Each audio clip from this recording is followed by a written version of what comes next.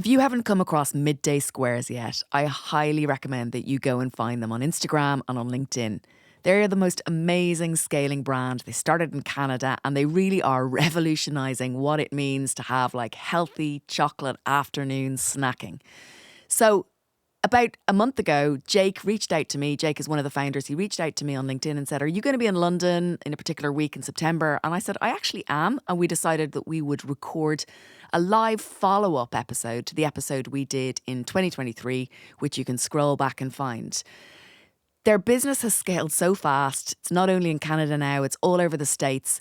And because it was PerfectTed who introduced me to Jake, I decided I'd ask Marisa to come and co-host the interview with me. And then Lucky Saint in London very kindly offered us their upstairs room to hold the event. We got 50 friends, family and partners into the room. And we talked about what it is like to scale these incredible two brands, PerfectTed in healthy energy and Midday Squares in chilled chocolate afternoon snacking. And it was really, really fab. So there's so much in this. I really hope you enjoy the episode and learn loads. We've actually split it into two parts because we did a Q&A for an hour afterwards and we didn't want you to miss that. So we're going to drop that episode next week. Enjoy. Thank you so much. So look, it is a real honor to have you guys here this evening. And Jake, I think the last time we did a podcast, I had a wig on and fake eyelashes. And you were such a gentleman. I remember feeling so at ease that, we hadn't met before. You were so kind on that call. And thank you for that. I just wanted to start by saying it really meant a lot at the time, Well, I had fun. Your energy is contagious. Do we agree her energy is contagious? Well, both of them have great energy. No, this woman is a badass. She really is. Coming from you, we Double badass. probably why we get on so well, Brand Growth Heroes and PerfectTed.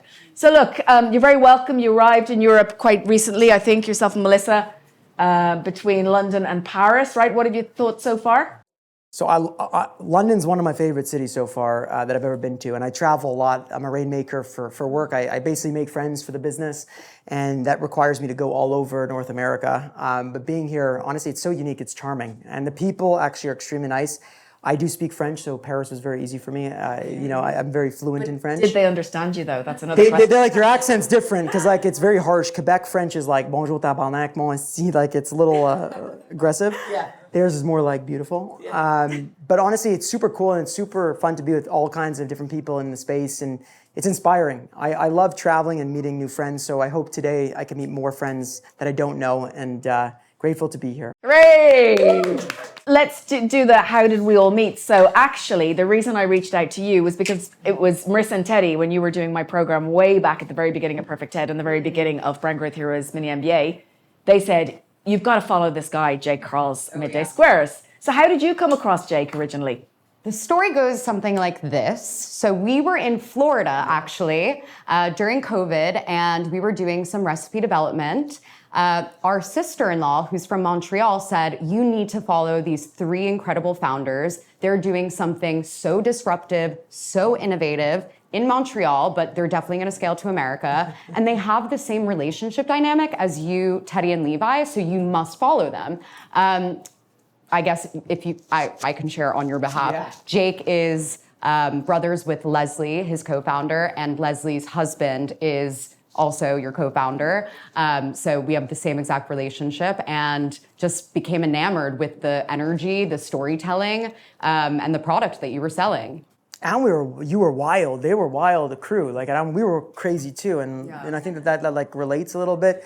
And honestly, when we met you, I know we also met in Montreal, which is you guys came by. Yeah, we came to your office. Facility. Yeah, you came by our facility, and we talked about storytelling. We talked about being loud and sharing your story and actually being vulnerable and connecting deeper with consumers. Because I think today more than ever, consumers want to know more about brands. They don't just want to know about the product, the chocolate bar or the matcha. They want to know what's more to the brand. How does it make you feel as a company? I think that you had that, and ever since then, I just watched your trajectory, and it was like, this is fucking inspiring, and I hope you continue to do it, and I'm grateful to be with both of you, and we had a great conversation as well. We did, didn't we? So let's go back. So the last time we spoke, I think you guys were scaling to about $8 or $10 million at that point. It wasn't as big as it is now, okay? And the last podcast, I tried to look for the very latest podcast that you'd recorded, that you talk about being on the road to $100 million. What has changed? What's different between that 8 million and where you are now? How is the business? What are you doing? Just give it to us. I think team at different levels makes a huge, big difference. We couldn't build Midday Squares without the team we have today. And I say this with, we bureaucratize the business to a certain extent. At the beginning, it was my partners, the three of us, sister, brother-in-law, and I, making chocolate bars in a condo kitchen that was probably triple the size of this table. And we handmade 50 bars a day, and we just filmed everything, like literally on an iPhone, showed everything, and people loved it. They loved the underdog story. And as we grew, we started to hire more, and we actually had to manufacture our products. So when we went to co-manufacturers, they told us that they couldn't make the Midday Square the way we want it. They said that it was going to have to be, this way. It was going to be enrobed chocolate instead of double texture chocolate, double layer chocolate. And we decided to build our own factory, and everyone told us that we were out of our mind. Everyone said, you don't have the money, you don't have the revenue, you don't have the reason to build a manufacturing plant. But my sister, as crazy as she is, she's like, we're gonna figure it out. And I went to go find the money from our government, which lent us the money, and we built a beautiful facility. And now, finally, 7 years later, we're making about 135,000 bars to 150,000 bars per day out of this facility in Montreal with a team of close to 60 folks. And I would say the cool part about now is our big scaling is actually happening in the United States. Canada, we've crossed the whole nation. And in the US, we're on our way to do that. And how we get to the 100 million is simply through distribution growth and innovation, launching new products and different lines under afternoon snacking. We used to just be a chocolate bar company. Now we're focusing on how to become a better for you afternoon snacking business in the refrigerated space. I just tasted it for the first time. Has everybody tasted a Midday Square? It's on the back wall. Has everybody got one? And it was so unique because I grew up eating tons of sweets, and this was a way to curb your sweet, have something that's a little bit more bitter, have something that's cleaner that makes you actually feel good. So when I tried it, I was like, I could eat this every day. As you rattle your packs, I will say I am a super customer. I have been... Do you get them delivered? Well, no. Because I travel back to the States a lot since I'm American, if you didn't realize from my accent, if that gave anything away. So when I go back home, I order them in bulk, and then I literally just smuggle them into the country. They're so good. And I do eat them every day. Well, we'll keep getting them to you. We'll actually ship them. For anyone here, we might ship them to one destination. You guys can keep getting them. Oh, that's a great idea. Just for give outs. That would be so great. Okay, so how many states are you in now? We're across all the US and across Canada. We're in about 10,000 stores. I think we're 5 SKUs right now. We're launching our 6th, which is a brand new flavor. It's a completely different product line, more focused on sweet, actually, more indulgence. And I think what's unique about the business since we spoke and how we scale there is people throw around 100 million like it's nothing, by the way. Often you hear people say, oh, we're going to get to $100 million, 100 million pounds, 100 million euros, whatever it is. And people don't realize that the percentage of companies that actually get to that level of revenue, and that's including commodities and other things, is like 0.1% or something, 0.01%. So I don't enjoy when people throw it around. I think that to get there is almost impossible. So our vision is so aligned in our company and our team that this is just, it's a number milestone. It's not actually, it's just the idea that we were able to do what 0.1% of the world was able to accomplish. And we should be there in 2 or so years. That's what the pace is telling, unless the world collapses, which I hope it doesn't. But that's kind of what we're on track to do. That's incredible. I mean, you must see some parallels with what you guys are trying to achieve or achieving with PerfectTed, right? Absolutely. I mean, what MDS, as I like to call them, have done is create a new category, really. I mean, it's a healthier chocolate, healthy snacking, and it's absolutely delicious. You've made healthy chocolate accessible to everyone in thousands and thousands of stores, and equally, we're trying to do the same with matcha. You're doing it. We are doing it. You're right. We're doing it with this big team that's here tonight. Let's go. And it's an epic team. But I think that one thing that you and I do really well and our teams do extremely well is we share our story. And I think that today's world is, we live in an attention economy, guys. I think Gary Vee said this, I'm not 100% sure, I'm gonna paraphrase, but he talked about an attention economy, and attention has become probably one of the most valuable assets for any business. We are all competitors of each other. It doesn't matter if you're a chocolate bar or a plumbing company, we're all competing for your attention. So the person that's gonna win your attention is not the one that's gonna put up billboards and TV ads and Super Bowl commercials. It's actually the one that's going to connect you at an emotional level. It's gonna make you stop and say, I want to pay attention to what you're doing. And how we did that was, and how we try to continue to do it, is we simply tell a story of how we build this business. We're not telling you that there's 6 grams of protein and 4 grams of fiber and clean ingredients, because that's boring to you. What we tell you is the therapy sessions we go through, the breakdowns, the milestones, the moments that is complete debauchery, the recklessness, and you get to experience those things with us. That way, when you go to a grocery store, I don't know here in the UK, but in North America, some of them have 30 to 40,000 products. our one product line or 5 of them stand out from the crowd because you know us. You feel like you know us through watching the story. And you don't need tens of millions of views to do that. You could do that with hundreds of thousands of views, 10,000 views. All you need is people that are engaged and care about what you're doing. And they're gonna go buy your product, and they're gonna go to their dinner table, and they're gonna share their story with their family and friends saying, you gotta see what this brand's doing. And when you have that army of people, whether it's 10 people, 100 people, 2,000, 100,000, you are now building the next generation of businesses, and they're doing it for you. And I think that you guys do a phenomenal job because people in North America talk about them already, and they're not even available there. We learned from the best, though. No. We did. We tried to emulate exactly what you guys were doing. In fact, so much so that, do you still do it, where you have, the 3 of you guys on the back of pack? I used to have blonde hair, though. I bleached it, and then my wife told me it's not so nice. Yes, I remember that. Well, it turned a bit orange, so I didn't like it. It's quite a look. Levi had green hair. I'm thrilled to introduce Brand Growth Hero's newest partner, Jolson. Jolson is a leading B Corp certified commercial law firm that specialises in guiding the founders of scaling CPG brands. With long-term relationships with clients like Little Moons, Trip, Eat Natural, Bear, Graze and Pulsin, Jolson is also famous for advising the Innocent founders in their landmark sale to Coca-Cola. And believe it or not, they still work with the Innocent founders at Jam Jar Investments today. I'm especially impressed by how Jolson sets founders up for long-term success and by their commitment to championing female founders. Recently, I asked managing partner Paul Chappie, why does a scaling brand need a corporate lawyer? So you definitely need someone that's going to have your back, that is going to be looking at those pitfalls that may be coming in the future, preferably someone that knows the industry, because having that context is really important when negotiating, be that commercial agreements or funding arrangements. And at the end of the day, you really need to have someone that you can trust and obviously can negotiate hard when they need to. Huge thanks to Brand Growth Heroes podcast sponsors, Jolson. Now let's get back to the show. So look, you know what would be great? I'd love if you could tell us the story about when your sister and brother-in-law decided that the way in which you guys were going to do this was with this kind of radical transparency and that you were going to have to do therapy. Tell everyone that story. How many of you go to therapy in here? Raise your hand. Okay, it's okay. How many don't want to say it's all good too? It's okay. I asked that question because when I was 25, when we started this business, I'm now 32, getting a little older, but when I started this business, my partner said, the only way that you can join as a third partner, the third founder, is you got to come to therapy with us. And I looked at him and I was like, I was just coming off playing sports. I was like, jacked at the time, looked like I was a bit on steroids. I thought I was the happiest person in the world. And I said, therapy is for those that maybe aren't happy or are going through something. And I'm fine. I'm totally cool. And in that moment, I thought that it meant weakness going to therapy. And this was my naiveness and immaturity at the time.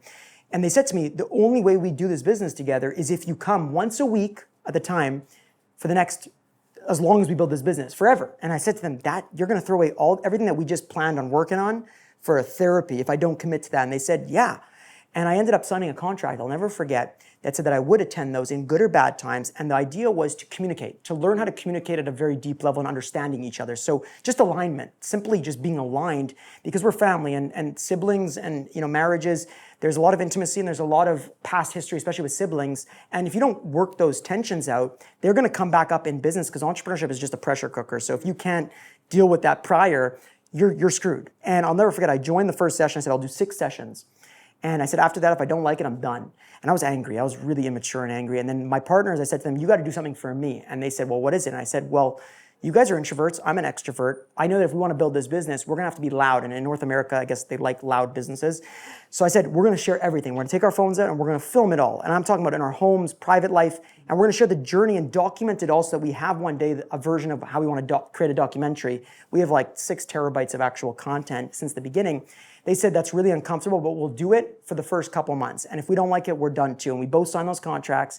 And they were actually 2 of the best decisions that we've made. From a storytelling perspective, for the content side, But from a therapy side, it saved us both in moments of complete chaos, in moments of greatness, of celebrating with each other, and actually loving each other as we go through this journey, because it's hard to stay, intimate to your family while you're going through so much pressure and so much failure and so much rejection, so much hardship. You eventually just want to crack.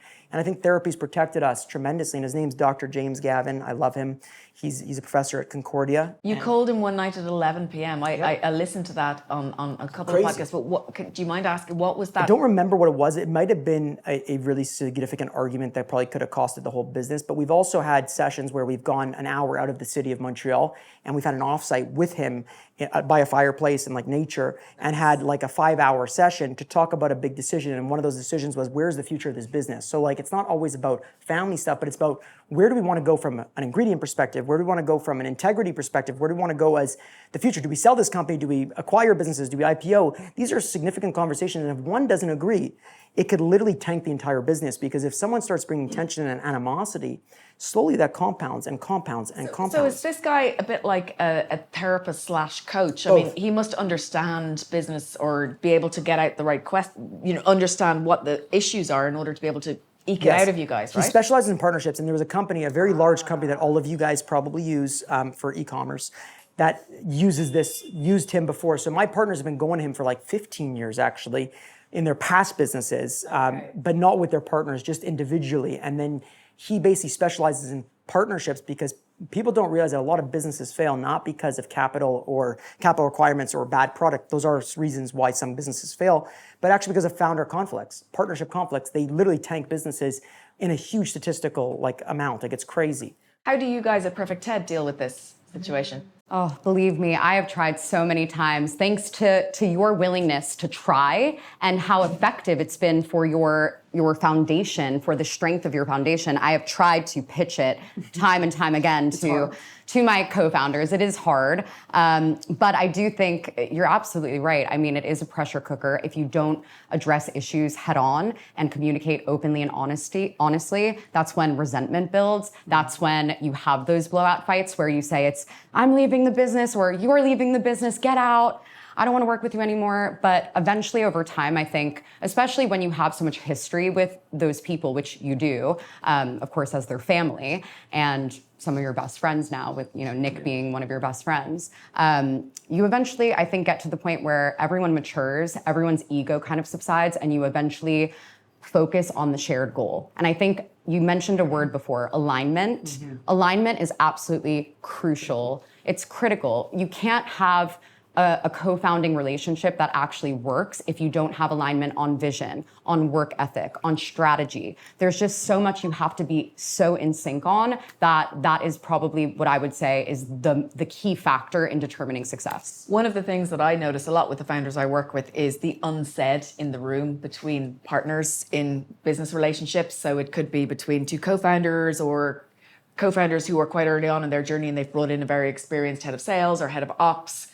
And then there's lots of unsaid, and because there's unsaid, then it's, you don't know whether you have kind of jurisdiction or experience enough to say something. What would you say to founders who are earlier in their journey when they're dealing with a relationship and they know that there's something unsaid?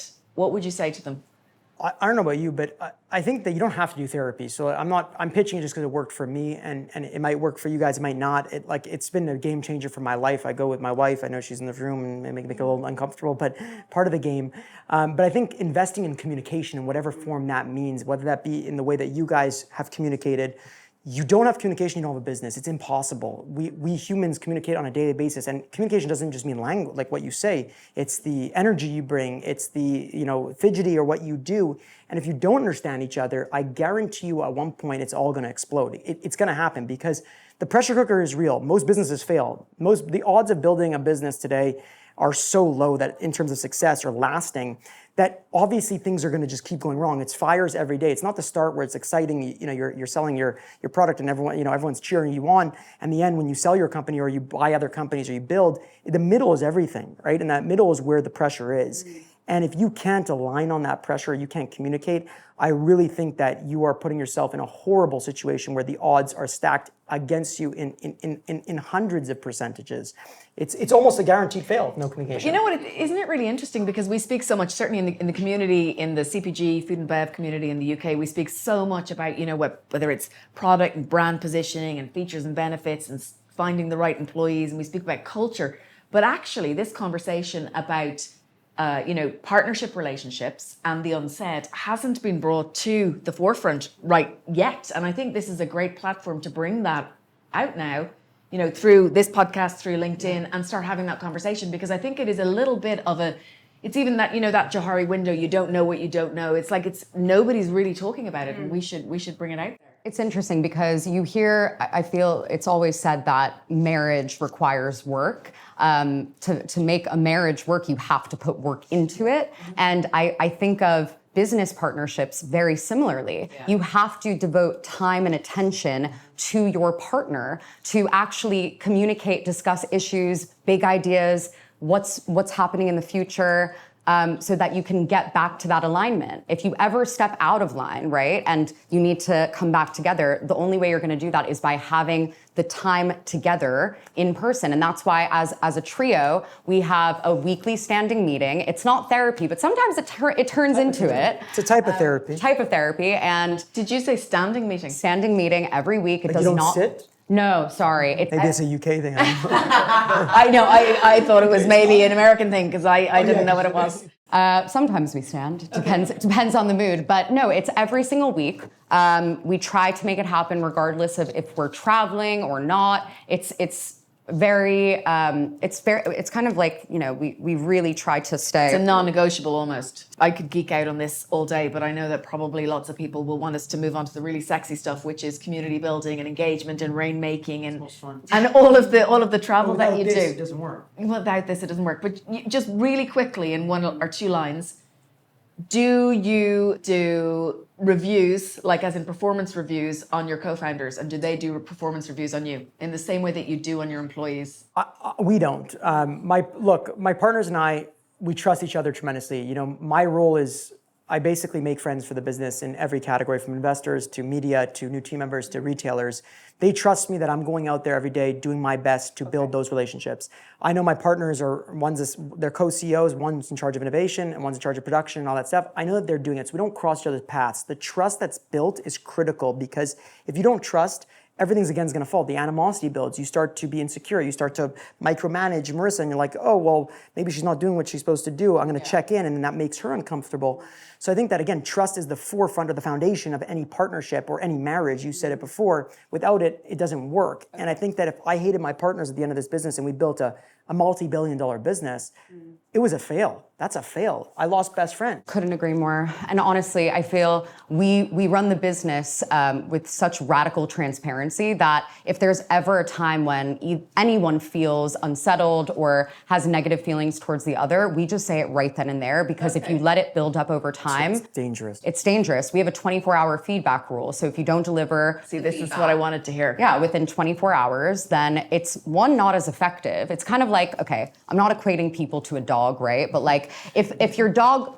A kid, let's use a kid, fine. Much nicer. If a child does something naughty and you wait... I like that word. Naughty, and you wait a while to tell them what they've done is wrong. It's not fair. Well, but it's not fair, but also the odds of them understanding the significance of what they've done is probably much lower. And then you won't reinforce that positive behavior for the future. Mm-hmm. So we try to just nip it in the bud immediately. And then it actually solves everything. Because think about how much time, if you're in an argument with someone, think about how much time and energy you end up spending on thinking about it. It takes up headspace that actually is so much better spent towards using it towards the business. That's what we'd rather do. So anything that is distracting, including an inter-founder argument, we will try to immediately resolve. And I think as we have matured as people, as the business has grown, as the team has grown, as the stakes have become higher, the time in which it's taken us to resolve conflict has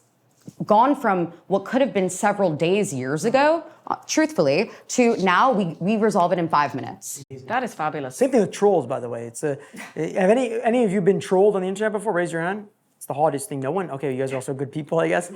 But being loud on social media, which we're going to get into, is a similar thing of wasting time. I used to focus on what someone would say. They would say something really mean, make fun of my insecurity maybe, which I didn't even know this person. And I used to like try to come back with a witty response, and like I'd have their anger energy at them at the same time.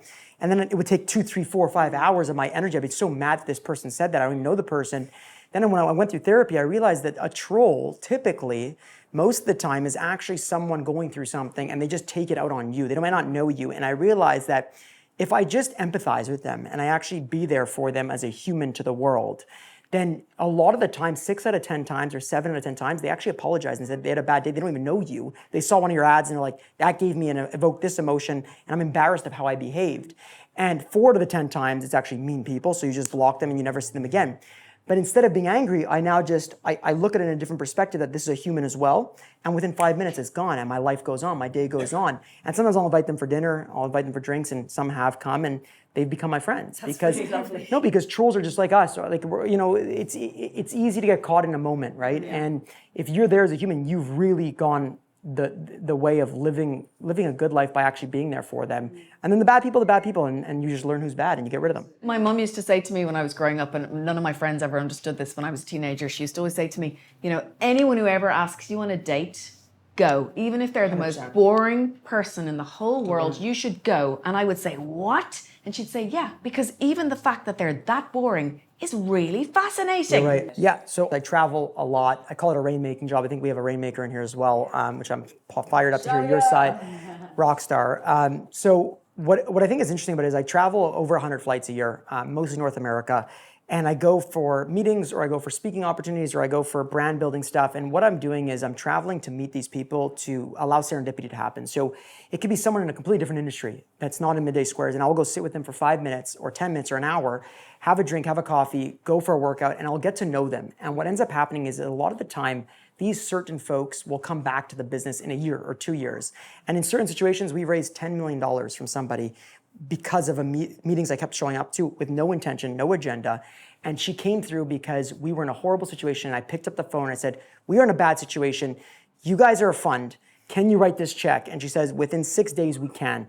And it was the craziest moment because I wouldn't be sitting with you today if it wasn't for her. But that's because I showed up on planes for 5 minutes, for 10 minutes. And what ends up happening is you learn human to human what this person's about. So much is transaction in our world, so much is digital, so much is on Zoom, which people are so fed up with and exhausted of, that when you show up, you show that you care, that you have respect, old school or new school, whatever you want to look at it as. But it's an ability to learn something about that person that you might have not seen otherwise that you could utilize. So yeah, I get on planes. It affects my marriage 100% because when I come home on a Sunday night after the red eye and I land at whatever, it's Monday morning, I'm exhausted and I'm in a bad mood because you just ate plane food and it's disgusting. And you're now home and now you got to deal with your relationship. And you might not have that energy because you just were performative for the last 3-4 days, back-to-back meetings. And that's part of the game, though. And if I can't figure that out, then I failed in all aspects. So now we concentrate on how do I give to that and how do I have energy for that. And maybe it's an extra, I take a day early and I come home. Or maybe I rest the day of, or the last day, and I get back my sleep, or I eat well, and I come home and I'm energized. And I think that if you don't have that, you're screwed. And the first 2 years, it was a disaster. I'd come home exhausted and miserable. Now we've changed that and we've worked really hard on that. And without it, I don't think I'd be here. So the fourth partner of Midday Squares is Marisa, even though she's not directly involved. But without that support, I'm screwed. Has any investor or VC, or I don't know what kind of funding you have, and maybe you could share that with us, ever said, well, Jake, I want to know what the ROI on all this travel is. Would you not be better off sitting down and doing some old-fashioned marketing at home? The VCs know, because all the VCs came from that. So the way I found them was simply through these rainmaking activities. Okay. And I think one of the most memorable things was sharing content online is part of it. And I think that when we shared one time, we shared a story about almost my partner's getting divorced actually in the year 2 of the business. And I'll never forget, we shared this video and it was very intimate. It was very uncomfortable. It was the comeback story of how they got through it, through therapy and all these things. And I used to sit there with them and we filmed everything. Long story short, one of the VCs wrote to us saying, can you please take this video down? It was going viral. And they said, it has nothing to do with selling chocolate bars. And I looked at them and I said, I said, I'm gonna have two options. I could answer him being angry and get and be emotional, or I could wait 24 hours, calm down like you guys do. And I sent him a PDF of 1,000 messages. And I sent him the messages of all the consumers saying, thank you for being real. This is why we love you guys. The transparency, the showing up, this is why we care about your business more than just a product. He responded back saying, holy shit, transparency and vulnerability is helping you build fans rather than customers. Keep doing it. Now he's become a huge advocate. So the showing up, the storytelling has become one of the fuels of this business. So we will never stop. Now, if I burn out, then I'll stop again. That's Has there ever been something that you shared that you actually still feel slightly uncomfortable about or cringy about? I once shared something uncomfortable. I do a lot of speaking gigs at universities. I did one with Columbia, right?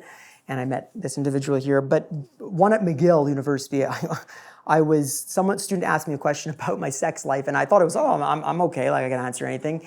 And I answered, and it was uncomfortable, and I didn't realize that it crossed the line a little bit. And it made my wife a little bit uncomfortable. So I learned my lesson. Never again. I don't do it again. But again, I'm a very open person, probably like you guys, where like, what am I hiding? What's there to hide? If we're building a business out loud, like everything is on the table, and we agreed on the beginning of doing that. And if we're not going to do that now, then it's going to change the values that we create the business on. I love this language that you've come up with. I think it's yours, building a business out loud. Is PerfectTed building a business out loud? I know you had an in-house. Do you still have an in-house team? Talk to us a little bit about that. We have Cornelia with us tonight, right over here. Woo! And of course, Charlotte, who also does incredible content. Yeah, we are filming as much as humanly possible right now. Teddy and Levi, my co-founders, are traveling, meeting all of our suppliers out in Japan, and they have been vlogging the whole thing. Would you say you're building the business out loud in the same way as Midday Squares, or do you have a different point of view about how to build the business out loud? Well, I think they've absolutely crushed it. If we're actually getting into the granular of like channel strategy. Oh, it's so much better. Sorry. I got you. If we're getting into like sweaty buckets, like a steam room. If we're getting into like channel strategy, Jake absolutely crushes it on LinkedIn. So consistent, has built such an incredible following, audience, people that really are invested in the journey. I think you guys have done an exceptional job on Instagram, just TikTok as well, sharing as much as humanly possible and crafting these incredibly compelling stories that are not just entertaining, it's edutainment. Edutainment. It's the mix between education and storytelling, and it's fun to watch and you learn something. And then you also feel bought into the journey. I think they've done a really remarkable job of that. We want to double down even more on that right now. So that's definitely, hopefully you'll see. We're doing that. We're doing it in a smaller way right now through LinkedIn mostly. I think we're trying to increase output across different channels. But we've been going really hard on EGC. So we encourage our whole team to get active on LinkedIn specifically. We also encourage other channels, but it's up to them. We can't really enforce that. Every single person on LinkedIn in PerfectTed is going to post about this tonight, now, and tomorrow on LinkedIn, right? That's a big promise. I have a question. How many of you actually actively post on LinkedIn? Raise your hand. Okay, that's pretty high. You're way more than North America. Because we encourage it. We not only encourage it at PerfectTed, but we incentivize it. We run a weekly competition, and whoever has the highest engagement or the most creative post gets a really fun, oversized check that Kelly spearheaded the creation of. Let's go, Kelly. And that we also then gift them a £50 delivery voucher. So that's actually like it's a meaningful gift. LinkedIn's huge, by the way. Yeah, because the network effects. The network effects are real because it's one of the only platforms that still benefits from it. Yep. If I like Jake's post and Shawnee doesn't follow Jake, but Shawnee follows me, she will see Jake's post. It's like the old Instagram. Do you know I joined LinkedIn in 2002 and I got an email about 3 years ago from them to say, we just want to say thank you because you were the 1,200,000th person in the world to join LinkedIn. No way. Yeah, no joke. Wow. Did you post about that? I think I did. I must bring it out again. But yeah, so I've been on LinkedIn for whatever that is, 23 years. And certainly I wouldn't have the business I have today if it wasn't for LinkedIn, because I think it's absolutely brilliant. It's where I hang out every day. It's all of the people in this room. I mean, that's where I see you all, other than on some WhatsApp groups. I see you on LinkedIn. I see what you're doing on LinkedIn. We cheer each other on LinkedIn. I think nowadays, though, it's easier than ever to create content, and there's definitely a proliferation of content out there from everyone. I mean, it's not just brands, and kind of going back to what you were saying about living in an attention economy, it's the stories that are so innately human that I feel have the highest chance of cutting through, because you actually create an emotional response in the viewer. And they say, oh, I identify with that. Oh, I have ADHD and anxiety. Oh, I get in fights with my sister. It's relatable. And I think the relatability, exactly. And we're all on this planet for such a short period of time relative to the history of the world, of the earth, of the universe, that people want to feel that human connection. I will always live by this, that relationships are permanent and transactions are temporary, and that is why relationships should always be prioritized. What does that do to you and your life? You know, if you're becoming a celebrity, right? You know, you talk about people coming up to you in restaurants. I don't know if that's happening to you yet, Marisa, with your face on things, is it? Sometimes. But you know what? No, but you know what it is. I think back to the LinkedIn, and I'll get into the humanization, what the effects, the negative effects of it. But the positive effects is like, think about this platform. People are allowed to use it at their work, right? So a lot of the other platforms are banned at work. So they could actually go on it on their social media channel and actually scroll through their daytime on the computers. So you have an opportunity where you're getting people's attention, and they're actually there, like you said, for education / entertainment. So if you give a little bit of corporate, just a little bit mixed with personalization, you are guaranteed to stand out. And I couldn't believe it. When I first started, I started posting like business quotes because I thought that's what people wanted to see. It was like Oscar Wilde quotes, and like I got 5 views or like 10 views. Then I posted like a stat and I got like 100 views. And then I started to post like me dancing in a grocery store with half my shirt off, my nipples showing, and it got like 150,000 views. And I was like, oh shit, something's working. And I realized that all people wanted was to evoke an emotion within the corporate setting. So then a lot of successful businesses now are doing it. I see you guys crushing it on LinkedIn. I see you crushing it. I have a friend here that I met on LinkedIn in the room. It's a powerful platform. It sells product. People's attention is focused. It's not like other platforms where they're scrolling like this. They actually look and they read and they're like, oh, this could be value to my life. I'm going to read it. And the networking effect. So I think that, but the problem with it is then you become, someone once said to me, it's nice to you don't have a boss. And I was like, well, I have a board. Number one, that's the boss of the company. But the second thing is no, I have a boss. Every single person is my boss. And the person said, what do you mean? And I was like, well, when I go to a restaurant, if I'm in a bad mood and I'm not even wearing the brand, I'm just being myself, and I have an incident or a moment. Everyone has a lapse of moment, right?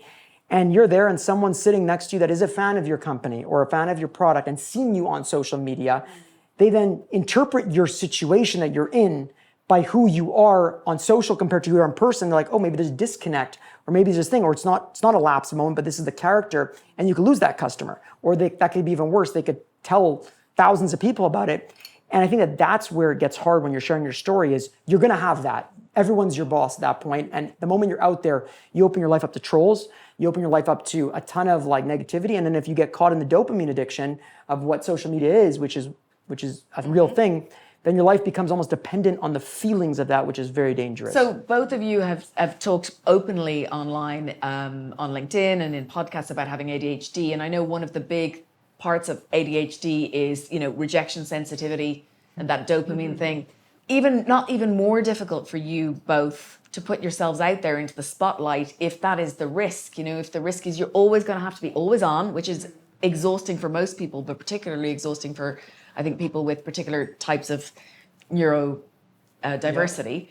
And then at the same time, you're trying not to be addicted to that dopamine rush. How do you be very aware of that and manage that? I mean, Marisa, do you want to talk about that? I remember when I first started posting on LinkedIn, I would hit post and immediately throw my phone on the bed and just not check it for like 30 minutes because I was so anxious. I was like, what am I doing? Like, no one's going to read it. This is stupid. And you have all these really negative thoughts. I think negative self-talk is very, it's just it's part of the process, I believe, of building a company, especially in the early days when you have these feelings of self-doubt, imposter syndrome, you don't know what the hell you're doing, and you're figuring it out on the fly. So you're constantly thinking, shit, I don't know this, or I'm not good enough. Obviously, with reps, that changes. And as you mature, you grow, you become more comfortable in your own skin. You start speaking to yourself like you would your best friend. I believe that's something that everyone should adopt, because you wouldn't tell your best friend that they just posted something really shitty on LinkedIn, would you? You'd say, yeah, it was great. Or, you know what? You trick yourself into thinking that it was a great, valuable insight that helped someone. And 9 out of 10 times, it usually is, because even if it has one reaction, you still touched one person. It does not matter how many people you reach. I really truly believe this, because regardless if you have 1 like, 10 likes, or 10,000 likes, you're still helping other people by just showing up, being yourself, giving them some sort of lesson, or just having this moment of connection, saying, I really resonated with that, or I loved that thought and opinion. So I think it doesn't really matter. Just, we know consistency compounds. And as long as you keep showing up, keep putting yourself out there, you learn to block out the noise and start to just have this delusional level of self-confidence, really. Delusion is a good thing. 100%. You can't be successful without some degree of delusion. Absolutely. Everyone in this room is delusional, even just being here and thinking it'd be a great idea. But let's talk about delusional. Before, You talk about delusional on the one hand, but then also the self-doubt and the need for resilience on the other side. So how do you balance the delusion and the need for resilience? In a world full of inauthenticity, the way that you stand out is to be authentic. And reps is critical. I think this is the most important thing. If you do little things every day, you're going to get better at it at a very fast compounded rate. I think Warren Buffett or Charlie Munger always said, like, people don't realize the power of compound, how actually strong it is, how much you can turn something from almost nothing to exponential in a significant period of time. So what I said to myself originally, from being scared of the poster, like the idea of the rejections or the sensitivities and the moments of depression that I've gone through on this journey, from feeling bad about sometimes the things that people would say or what I would do, is I just 1% a day. And I started telling my story that I'm delusional. I believe in what I'm doing. I have conviction. And I started posting it. And then I did it again, and then again, and then again. Next thing you know, you start to stop caring about anything. You care about the people that matter to you. You care about being a kind person. Obviously, hopefully that's what we all are here. And the third part is that you believe so much in what you're doing that it doesn't matter what someone else thinks. There's 7+ billion or close to 8 billion people in the world. If someone doesn't like you, that's you telling your story that that's the end of the world. It's the opposite of the end of the world. And the more I grew, the more I cared less and less and less. And even when someone in the industry didn't like you, it doesn't make a difference. There's always gonna be somebody else. And you said it right, one person can change your life. It takes one thing, one moment, or one individual that's in this room, or that's listening to the podcast, or that's watching your post, to say, I want to help this person, and that could change the trajectory of your entire personal or professional life. And once you know that, nothing else matters. Tell your story loud and proud. Also, not to be morbid, and we're all about spreading positive energy, but we're all gonna die one day. So we might as well just enjoy it, make connections that are real and human. And being human is messy, and it's not always the most straightforward. Of course, we know that. You're not always gonna have the biggest win. You're gonna experience a lot of L's, but that's what this beautiful, crazy, messy thing called life is. And we just have to try to enjoy it while we're here. Let's bring it back to some business kind of like fundamentals. Yes. One of the things that both of you have done is created new categories, okay? And one of the things I would like to ask is, for both Midday Squares and PerfectTed, are you starting to see followers that are creeping up behind you with speed? Because I know in the life of every challenger, eventually that starts to happen. I have a new category, Midday Ted.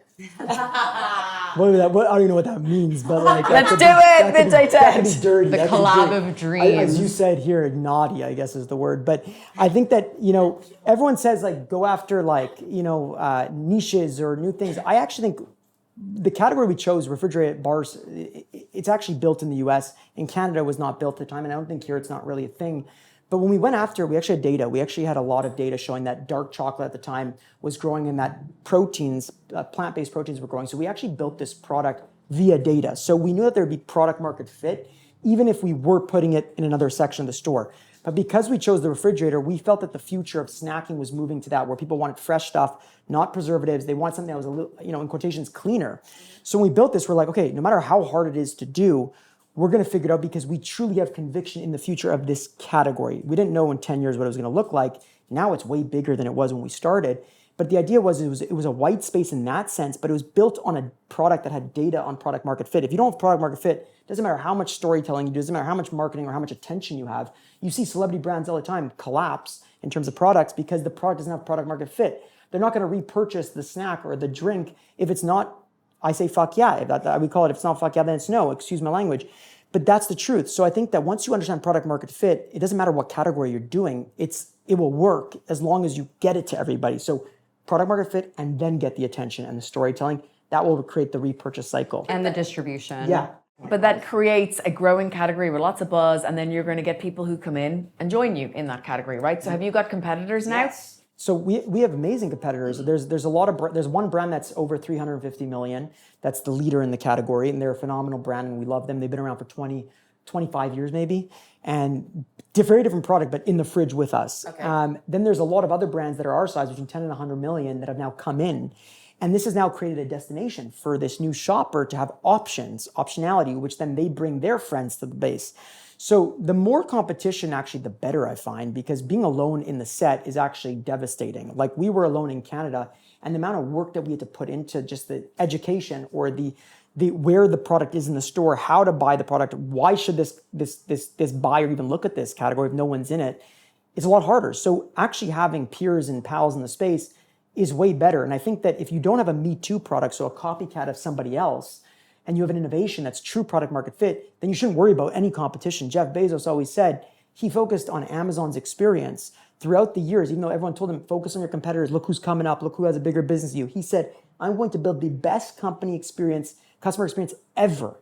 And what did he do? He built one of the most successful e-commerce businesses from a logistical perspective ever in history because he stayed focused. He blocked out the noise, like Marisa said, and that's what made him great. And I think that what makes PerfectTed at least great, and I think what Midday Squares is, it's a new product, it's fun, it's different, it's disruptive, but it's also great, and then the brand makes people feel. So you're doing two wins at once, and without that, I don't think you even stand a chance today, unfortunately, because there's new products that come every single year. There's harder to get attention than ever before because of all the content that's out there. So you really got to get lucky and have that product market fit and storytelling. We are similar to what you said about Jeff Bezos. I'm not equating us to Jeff Bezos whatsoever. He is a legend. We are trying to be legendary as well, but we block out the noise completely. We're so laser focused on our mission to make matcha as accessible as possible that we don't even think about competition at all. So really for us, it's how can we constantly improve the product range? How can we serve our customers better? What products are we not currently making that we should be, that customers want, that they're making themselves? Because I actually believe that's where the best product innovation comes from, is when your customers are already making a solution for themselves from whatever. So we're just constantly focused on how do we evolve and always improve. And not everyone's gonna like your product. That's a key pillar. And I think that for us, like, sometimes we get feedback, oh, this doesn't taste like a confectionery company. I'm not gonna say the name, but a confectionery company. And it's like, we didn't make it to be that. It's for everyday afternoon snack that fills you up. It's indulgence, but it's also functional, and it doesn't make you feel bloated or gaseous. And it's like, we're focused on that. We're not focused on everyone. We can't win everybody. And the moment you as a business think you can win everybody is the moment you spread yourself thin. You don't have a moat. You don't have your raison d'être, as they say in French, I guess. In English too, so I'm sure we can do that, yeah. But like, I think that's the most important thing. And it's like, again, we don't talk enough about product today. I think everyone talks about storytelling and marketing, but product is where everything starts. And without that, you have no chance. You have to have a great product. You were saying before, I look at Prime. Prime had the two most powerful influencers behind them. They got all of the UK grocers on board. And then within 12 months, went downhill. Collapsed because the product doesn't stand up to what the consumer expects or wants. So you try it once, but then there's no repeat purchase, and then eventually it dies. And there's nothing worse than trying a product where the flavor says it's mint chocolate, let's just say, for an example, and it doesn't taste like that. It tastes like something completely different. And that's where I think there's so much distrust with consumers today, because there's a lack of focus on innovation and deep product development. And when they try something that is innovative or something that is differentiated, they love it because this is something beyond their expectations of the distrust that's been built in our consumerism world, unfortunately, just through products that they just keep getting made for this and different packages. That's all it is. It's just different packages and same making. Let's talk a little bit about global expansion. So you've gone from Canada into the US. What was the biggest learning? And I know the reason I'm asking this is we have this kind of myth amongst all of the founders in the UK that, you know, the US is just so full of opportunity, yet really expensive and easy to fail. Oh yeah, that's right. Is that your experience?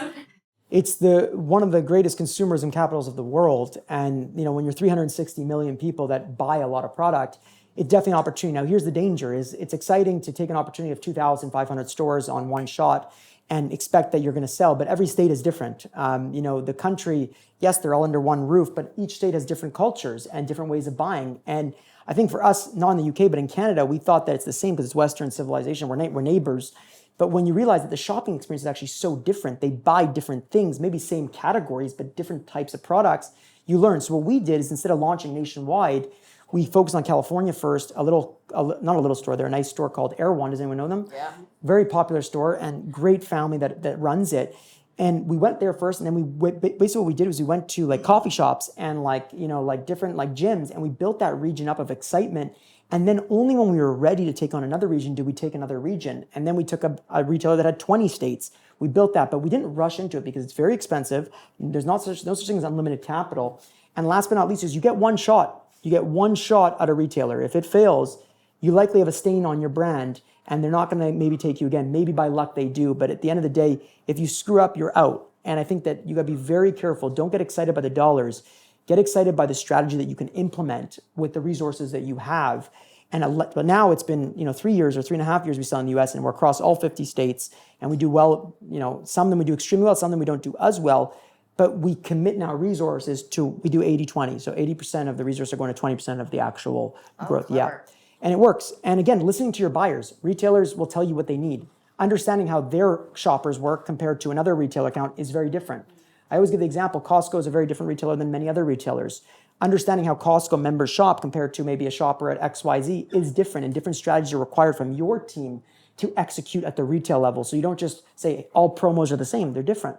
I think something really important to discuss, though, is that you responded to consumer demand. Yes. And I think a lot of brands in the UK forget that. That's a really important part. They think there's massive opportunity in America. So many people, so many stores, so much money, a lot of capital going around, but they might not be contributing something that is actually additive to the category. And what you did was create an entirely new category, which brought value to the retailers, brought entirely new customers into stores that would typically never see them come in. And you also were responding to demand because you had built up a really strong fan base in the States. And we showed up. Exactly. But I think sometimes brands, especially UK brands, forget that. They think, okay, we're dominating America next. Really? But do they want you there?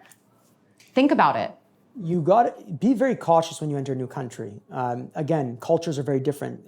Me being here for the first time ever in my life, I'm 32 years old, first time I'm in London, should have come before. I had like this thing about it. I was like, I'm not going to London. I did that with New York too, and then I fell in love with New York.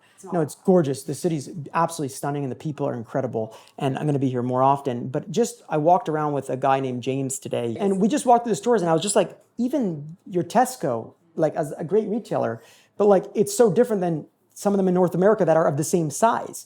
And I was looking at the store, and even the perimeter of where your chilled section is, your fridges are in a different section than where our fridges are. And that would mean that the customer is someone potentially different. It's mixed with beverages instead of other snacks, right? So learning is critical before you, walk before you run, and make sure you have the resources, both financially and the team. You don't just launch a country and don't go there. You have to be on the ground. We had boots on the ground and a bit of luck as well. I think luck is critical in life, but you set yourself up for that luck. So I think that was important. But don't just rush because America is one of the greatest consumer capitals in the world. I think that you got to be ready that it's very different than the UK, and the UK is very different than Canada, and Canada is very different than China, right? So I think that once you understand that things take time, we're not coming to the UK for at least 2 years, and everyone keeps telling us, come. Not till we're ready. I think it's a beautiful place, but until we can give you guys the full resources and the full brand of Midday Squares, you better get what the Canadians got and the US citizens got, because it wouldn't be fair if we came here and just said, let's put it in stores and that gives us a chance. It wouldn't work. I think it would be a lot harder. You know who you should talk to? I think I said this to you the last time, but my friend Sam Denigan of Strong Roots. It's Strong Roots, Yes. yeah, frozen brand that is now being bought by McCain's. But there was no cool frozen quick service restaurant style food in the freezer aisle in Ireland and the UK, or even it was just all kind of private label, very price driven, 80% on promotion, sold on deal. And Sam said, okay, if I put this frozen product, these kind of kale and quinoa burgers and these broccoli bites and, you know, this kind of stuff. Oh yeah, the big one was sweet potato fries. If I put these in the really cool bags that he designed himself in the freezer, the shopper going down that aisle is demographically kind of C1D in terms of like ability to spend, buying huge amounts of private label, and they're just not going to be able to afford it. So what do I do? He's like, I've pretty much like you guys having, you know, a refrigerated snack bar in a country where there's no refrigerated snacking. So what he did was he said, all right, I'm just going to have to get my own freezers and put them in the aisle where my shoppers, the Gen Z, Gen X, whatever, are shopping. So he basically took, you know, the same approach you did. So he took 25 of the best stores, did a deal, got his own freezers in that he bought himself, made it happen. And then he had like an army of fans who went looking for it. And then he created an explosion of growth for the frozen category in the UK and Ireland and now France. I think build fans, like you said, rather than customers. And community is the best way to do it. Tell your story, emotionally connect, make people care about what you're doing other than just buying your product for a transaction. And when you do that, things will happen. You know, we literally launched a collaboration, first collaboration ever yesterday. Yesterday was the first one we've ever done product collab with this company called Coconut Cult. Yeah, Coconut Cult, great brand. It's basically probiotic yogurt. It's coconut yogurt. And we launched our first flavor, midday cookie dough, Coconut Cult. Within 13 minutes, it sold out. And the reason being is because both of us have very strong fan bases that wanted to show up to number one support, be part of, experience, try. And the only way to do that is not by just creating a great product. Unfortunately, you need to connect. You need to build emotionality, show up on the ground, make people feel something. When they do that, they're going to want to do tons of support for you. But again, I will say both brands involved have incredible products that are effective. Yes. They work. They keep you satiated. They improve your gut health. So it makes sense. At the core, I love what you were saying before about this emphasis on product and how that actually at the core is the most important thing. It's easy to forget about product. 100%, because that's not as sexy as marketing or telling stories or speaking on a stage, but it's all about the product. It's all about the quality of the product and how effective it is. I just wanted to ask, you know, PerfectTed, how do you feel about international expansion? Where are you going next? Are you able to share with us? We are in a lot of countries already. Yeah. So we have a presence in about 50 countries. And we're predominantly in Europe. The Middle East is massive. Is this through wholesale? Many through wholesale, predominantly, through wholesale, as well as we work with a lot of different distributors. And we're actually going to be, Shawnee and I are flying out to Australia in a little less than a month. So we're launching across the nation's largest retailer there, bringing our healthy energy to Aussies across the continent, which is fun stuff. But it's funny because we've taken a very different approach to a lot of UK brands where we've actually rejected America. We have said, not yet, not now, because even though there is demand, which is super exciting and promising to see, we want to be ready and do it right at the right time. I think timing is incredibly important. And people forget the world is massive, right? It's a huge world out there, right? America's only 375 million people or something, but like, we have billions of people out there. So give some attention to the other countries, okay? Create FOMO. Yeah, create FOMO, exactly. And I think, especially as an American living in Europe, I see it's a common phenomenon you see, and we all know this, that American trends eventually make their way across the Atlantic, and the rate of adoption is much slower. So you actually have an advantage if you're bringing a concept that has come from the West and you're bringing it across Europe. And we're seeing that now, which has been incredible to experience as a brand. But we think it's absolutely critical to our growth and our path as well to 100 million. Oh, you're getting there. Marisa, do you want to hand over your mic to Shawnee so she can take the Q&A on your behalf? And that way you can slip off to your next event that you couldn't get out of. Can we give a massive round of applause for Shawnee, who is our head of sales. And employee numero uno. She believed in us when no one else did. And you have to tell everybody how you met Shawnee. We met Shawnee through Brand Growth Heroes because through Fiona Fitzpatrick, the absolute goat in food and beverage. And because I have to leave and I won't see it, I want to really give a round of applause to Jake and Fiona. Jake especially, coming over here, being a legend as he is, and honestly for inspiring me. And I can speak on behalf of Levi and Teddy. We get so much energy from everything you're doing, and it's incredibly, it can be lonely. It can be really lonely when you're on this journey, and to know that there are other people out there that are hustling like you, like this entire room, and it's hard. And that's why building connection, building relationships like we have over the past few years has been so helpful to us. So thank you for your friendship, Guys. A round of applause for Marisa. Shawnee, welcome to the stage. Big boots to fill. Big boots to fill, but I've got to thank Shawnee. I've already done this publicly, but Shawnee was my #1 customer on Brand Growth Heroes. I'm Fee's biggest fan. No, you're not. I But am. you were my #1 customer. She was the first person who signed up and paid money to my first course in 2021 during lockdown. So thank you, Shawnee. Thing on that, because it was during COVID, and I remember thinking, nobody has a course on how to start a business in food and drink, and this was pre-ChatGPT, so nothing exists on Google for these things. And then I already loved Fee and I loved her content, and I'd slid into her LinkedIn DMs a couple of times, and you were very kind enough to reply. And when I saw that come up, I was like, this is exactly what startups need. This is exactly the thing that everyone is looking for in this space. So yeah, I very quickly dove into the... And we've got loads of alumni in the room. Hands up if you're in the room, if you're an alumni. Yay! And very recent alumni too. That's the end of our first part of our Midday Square series. I hope you enjoyed it. We're going to drop the Q&A part next week.